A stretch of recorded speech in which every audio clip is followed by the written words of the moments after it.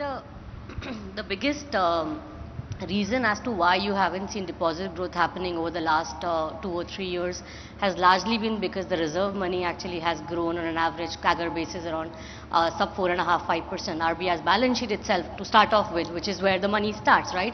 In the end, the money is printed from the central bank's book. That is growing on a CAGR basis of around 4–5% from the peak of COVID.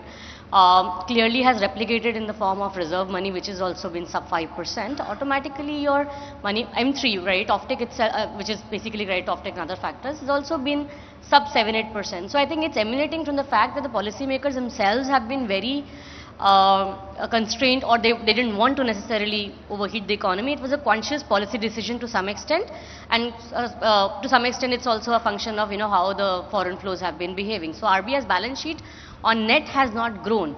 If the money is not been printed by the central bank, it would not percolate into a money multiplier process in the first place. So that's the structural problem, and it hasn't changed. If in fact this year RBI's balance sheet so far is actually 0.2% growth YTD.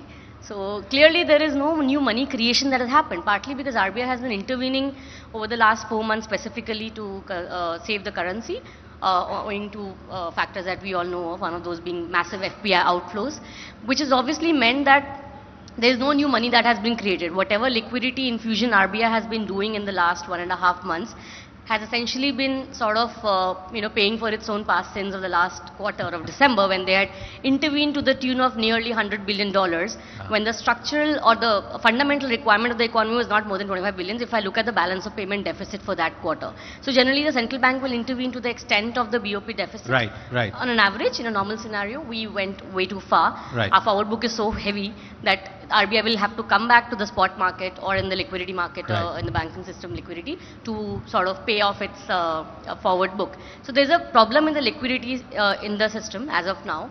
Whatever RBI is doing is just trying to ensure it smoothens, but it's still pretty much close to around 1.5 to 2 lakh crore deficit on an average.